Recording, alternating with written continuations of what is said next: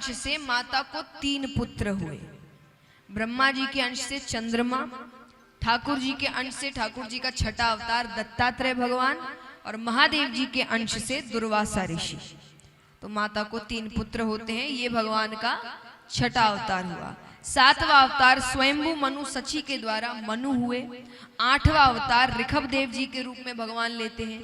9वां अवतार राजा पृथु के रूप में लेते हैं। इन्हीं के नाम से धरती का नाम पृथ्वी पड़ता है, पृथु से पृथ्वी। तो ये भगवान का 9वां अवतार। 10वां अवतार मत्स्य अवतार। 11वां अवतार कच्छप अवतार, कछुए का रूप भगवान लेते हैं। ये भगवान ने समुद्र मंथन के समय लिया और मद्राचल पर्वत को अपनी पीठ पर रखा। भगवान ने कछुए का रूप लिया था।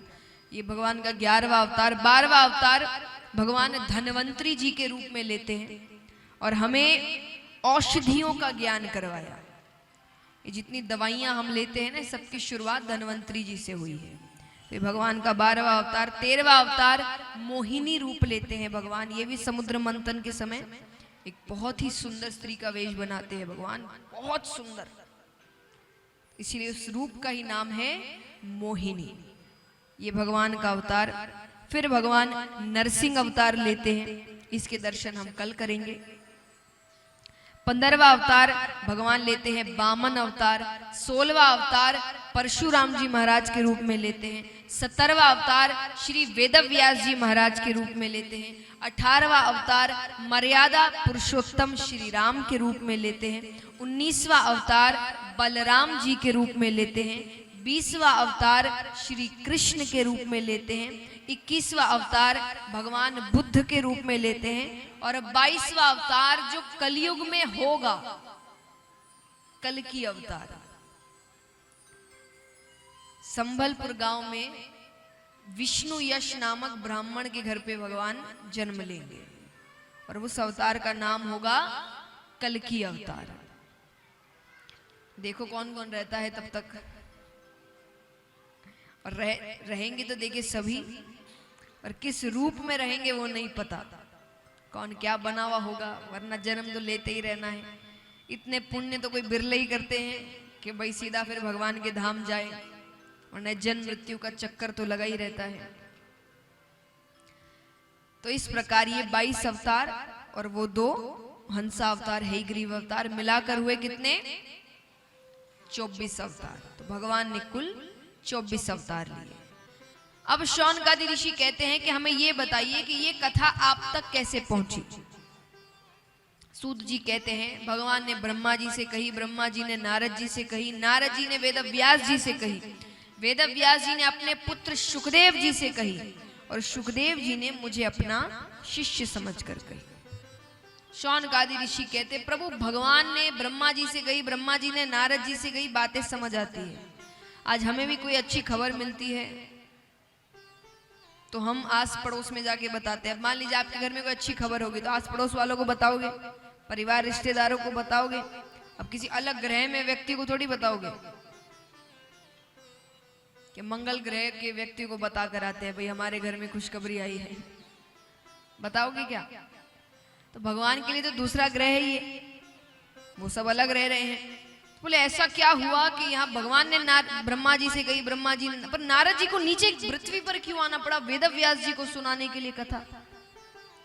तब सूत जी कहते हैं कि एक बार वेदव्यास जी, देखिए ज्ञानी पुरुष आए दिन चिंतन करते रहते हैं, क्या अच्छा काम करें और क्या नया करें, क्या करने से और अच्छा होगा, कल्याण होगा। तो एक बार बैठे बैठे सोच रहे हैं कि मैंने इतने वेद उपनिषद सब लिख दिए, पर फिर भी लग रहा है इसके बाद भी कलयुग के जो भक्त होंगे उनका कल्याण नहीं होने वाला, कुछ लिखना बाकी रह गया है। और ये सोचते सोचते सोचते सोचते वो जोर जोर से रोने लग गए। उनको समझ नहीं आ रहा मैं क्या करूं, कि कलयुग के जीव बहुत तरह के दुखों से ग्रसित होंगे, रोगों से पीड़ित होंगे, ऐसे में उनका कल्याण कैसे होगा। और जब कोई संत रोते हैं तो भगवान बड़ी जल्दी सुनते हैं। भगवान ने नारद जी को भेजा, नारद जी ने जाकर पूछा, वेदव्यास जी ने कहा कि मुझे शांति नहीं मिल रही, मुझे नहीं लग रहा कि ये सब लिखने के बाद भी कलयुग के जीव अपना कल्याण कभी कर पाएंगे। तब नारद जी ने कहा वो इसीलिए क्योंकि आपने जो भी लिखा है अभी तक सब में ज्ञान को महत्व दिया है, और कलयुग में ज्ञान सुनने वाले ज्यादा नहीं होंगे। बताइए क्यों नहीं होंगे?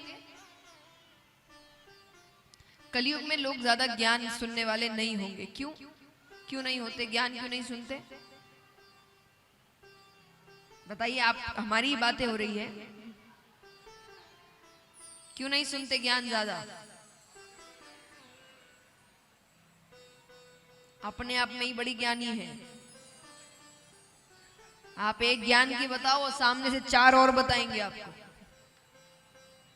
तो नारद जी कहते हैं कि कलयुग में जीव बड़े ज्ञानी होंगे, वो खुद ही अपने आप को बड़ा ज्ञानी समझेंगे, वो किसी का ज्ञान सुनना।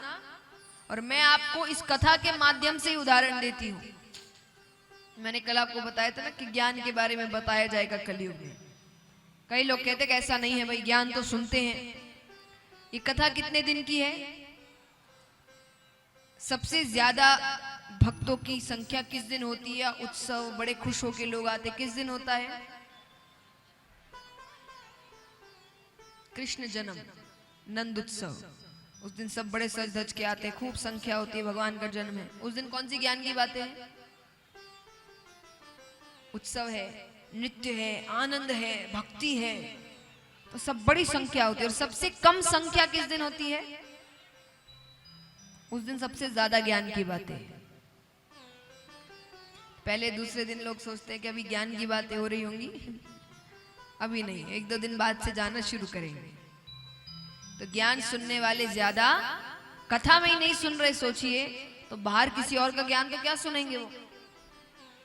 नारद जी ने कहा तो ज्ञान नहीं सुनेंगे। वेद व्यास जी ने कहा तो फिर क्या लिखूं मैं?